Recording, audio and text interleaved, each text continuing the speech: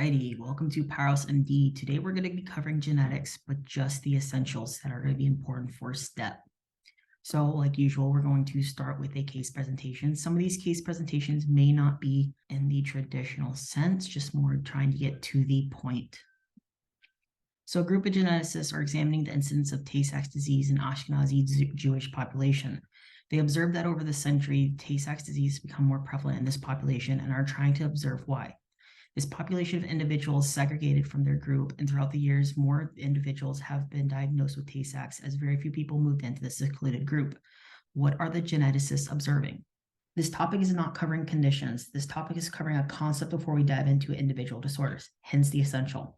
I'm going to cover what you need to know regarding genetics. We're going to start with population genetics. I haven't met anyone where this is their favorite topic, myself included, but this is covering the basics. So we have the Hardy-Weinberg assumptions. Population is large, random mating, no mutation, no migrations. And then you also have factors for genetic variation, which is your new mutations, natural selection, genetic drift, and consanguinity. So lastly, we want to cover founder's effect. Founder's effect may be very important, and that's what our case presentation is on. Founder's effect is reduced genetic diversity, which results when a population is descending from a smaller number of colonizing ancestors, hence the segregation of the Ashkenazi Jews. As you may know or will learn, they have a greater chance of developing Tay-Sachs, as mentioned, amongst other diseases, due to the deviation from the population from a broad-based community. Another couple of founder effects you may see are, for example, Celtic population has a higher incidence of hemochromatosis. African descents typically have a higher chance of having sickle cell disease. Endemic malaria has your alpha-beta thalassemias. Northern Europeans are more likely to have cystic fibrosis. And again, like I said before, Ashkenazi Jewish populations tend to have greater incidence of Tay-Sachs disease. Now we're going to move into more case presentations. Again, they're not traditional case presentations. We're not covering a disease. No, it's much worse than that. We're going over the math. Here's a case presentation. Edward and Bella decide to finally have a baby, but they're worried about PKU as Edward has a family history of it.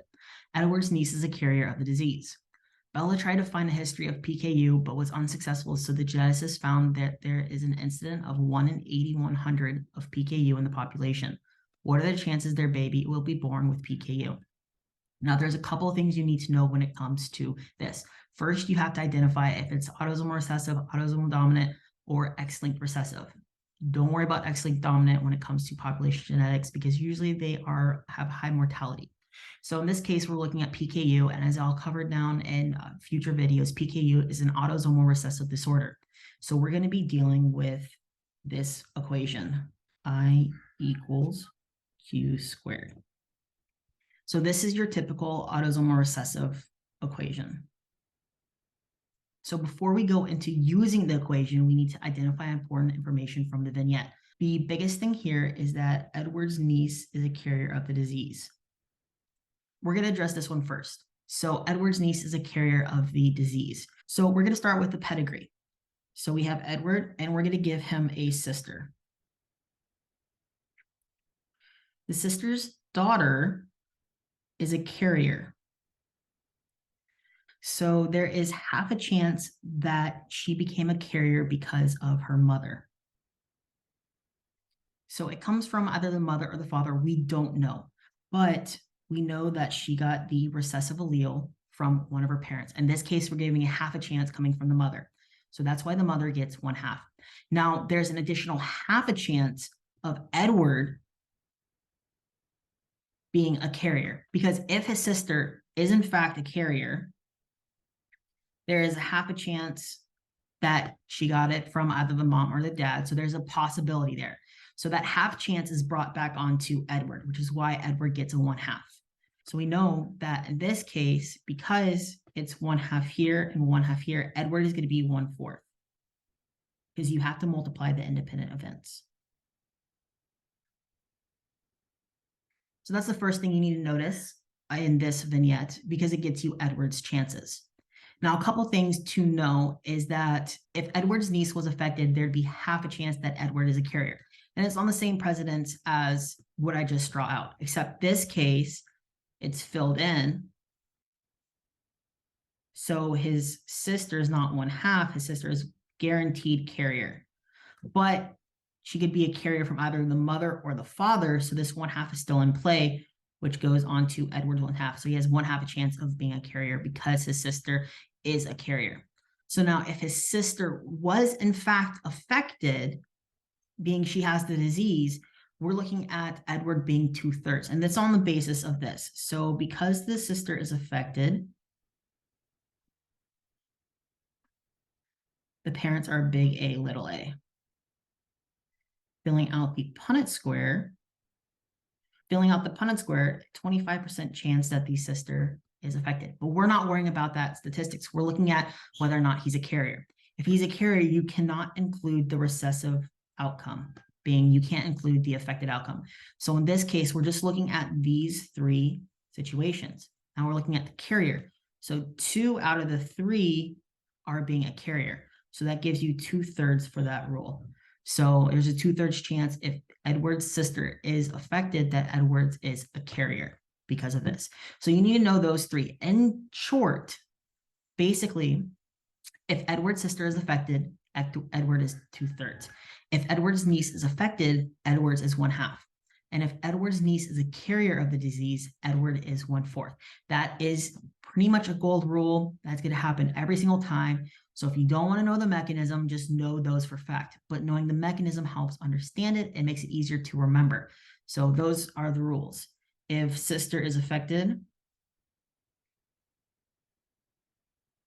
Edward is 2/3. Niece is affected, Edward is 1/2.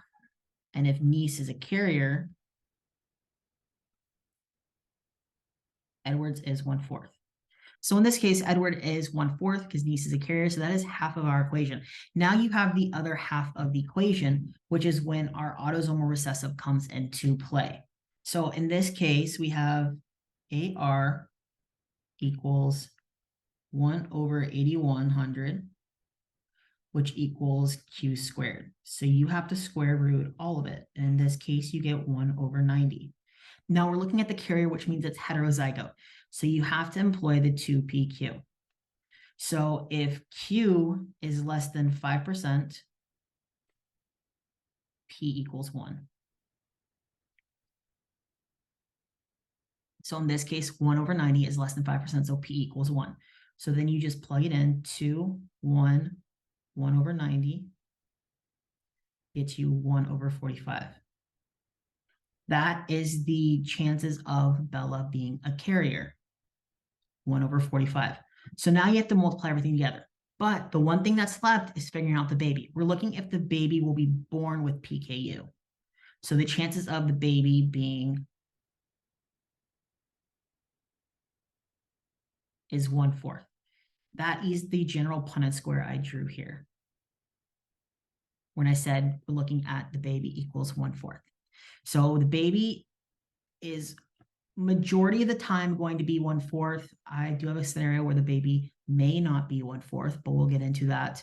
That is going to be your practice scenario that I want you to practice yourself. But in this case, the baby is 1/4. So we have Edward is 1/4. Baby is 1/4. And Bella is 1/45. Because they're independent events, you have to multiply them. So 1/4 times 1/4 times 1/45 equals 1/720. This is the chances that the baby will be born with PKU, and that is how you do autosomal recessive. Now, next case.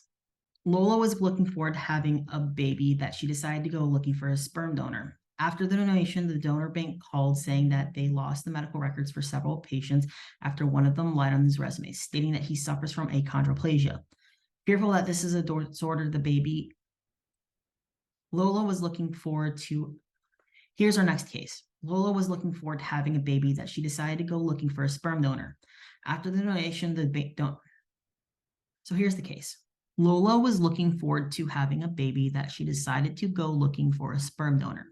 After the donation, the donor bank called saying that they lost the medical records for several patients after one called saying that he lied on his resume, stating that he suffers from achondroplasia.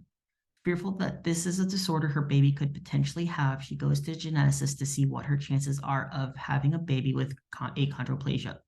The geneticist states that the incidence of this disease is 1 over 4,500. What is her baby's chance? The first thing you need to know before you go into your math is whether or not the disorder is autosomal recessive, autosomal dominant, or X-linked recessive. In this case, there's achondroplasia, which is an autosomal dominant condition. The good news is the autosomal dominant equation is not that bad. Next case, Natasha has decided to retire as the Black Widow, and she decides it's time to start a family. The only problem is that she doesn't know her family's medical history. She goes to the geneticist and asks what are the chances she has red-green color blindness in her family. The geneticist says that in Russia, the incidence of this disorder is 1 in 9,000. Therefore, what is the chance that she is a heterozygous carrier? So start off with, again, what type of Mendelian pattern is red-green color blindness? Red-green color blindness is X-linked recessive. So X-linked recessive is I equals Q. So it's I equals Q because majority of the cases are males and they are affected. Rarely will you get a female that is affected, which would be your Q squareds, but we're looking straightly at the male. So that Q is the incident. So in this case, we have I equals Q. So Q equals 1/9,000, but we're looking at heterozygous carrier. So we have to do the 2PQ. Again, this is less than 5%. So P equals 1, and then you plug in 1/9,000, and that'll get you the heterozygous carrier, which is 1 in 4,500. Pretty straightforward. All right, last case, but this one's different. I want you to pause the video at this point and do this one on your own and see what you get, and then continue the video. Dill Pickle grew up, but his parents discovered the hard way that he cannot have galactose in his diet. Dill and Lil got married and decided they want to have kids. Both of them are concerned that their child might have galactosemia, so they reach out to a genetic counselor. Lil has no family history of galactosemia, so they look and find the incidence of galactosemia is 1 in 3,600. What are the chances they have a boy who has galactosemia? So we're going to break it down like we have been. Galactosemia is an autosomal recessive disorder. Again, the first thing you need to do, like I've said several times, is to look at the Mendelian pattern. So we have galactosemia, so we know we're dealing with an AR equation.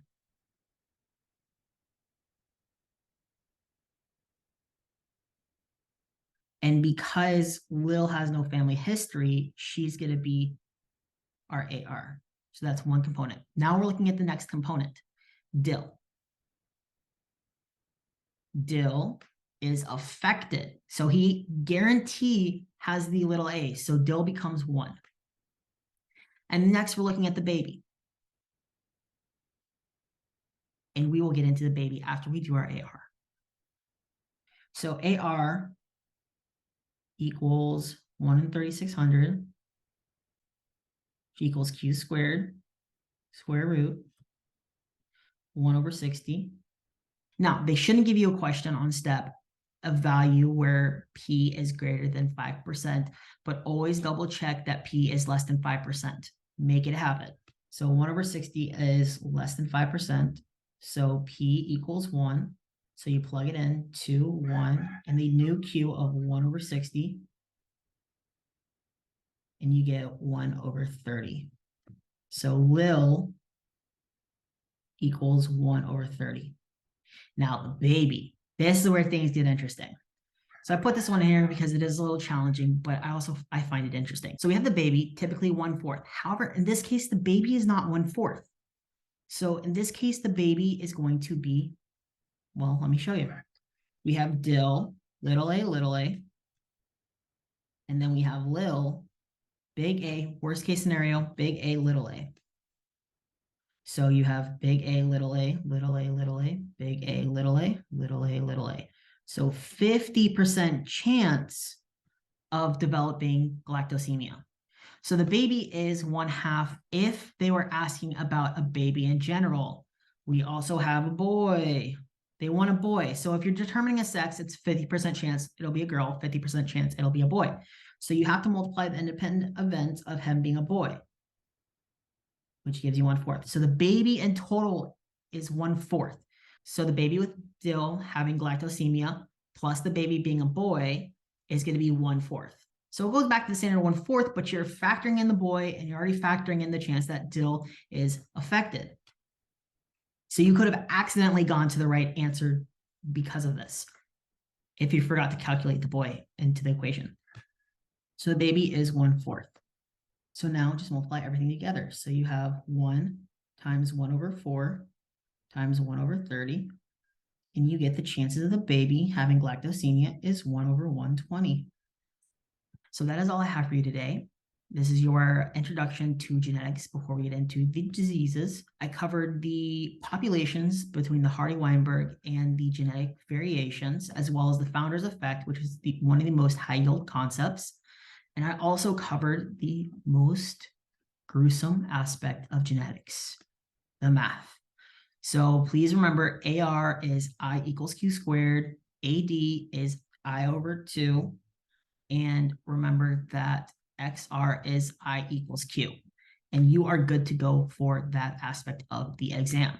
So remember to like and subscribe and look out for new videos.